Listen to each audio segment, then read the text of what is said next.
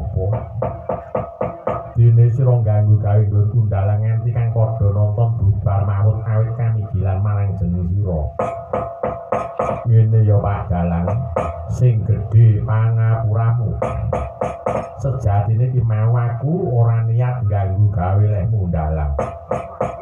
Iki mau tenane aku lagi nguber buron laronku nalika ndak waspadake mlebu mrene nanging bareng tekan kene weruh ana tontonan banjur tak tunggu sawetara.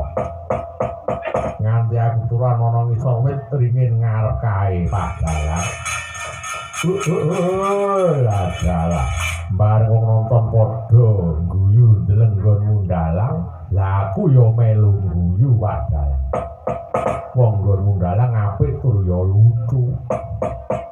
Lah bareng wong-wong weruh marang aku padha mlayu buyar sar-saran. Sak buyare wong kang padha nonton jebul buronku ana kene melu lehmu dalang dadi penumpangmu. Lah dalang gorene botahe wenehno aku.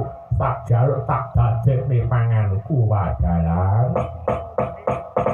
Botoro yen kaya mengkono ndak jaluk sira sumingkir aja ganggu gawe nggonku dalang. Supaya wong-wong kae gelem bali mrene para.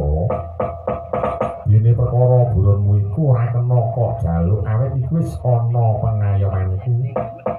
Dadi pangwasaku yen sira nganti ganggu gawe aja takon dosa. Ngono Pak Dalang, iya Pro, iya Pak Dalang aku wis trima. Terus nggonmu dalang aku ora arep ganggu gawe, awit aku seneng.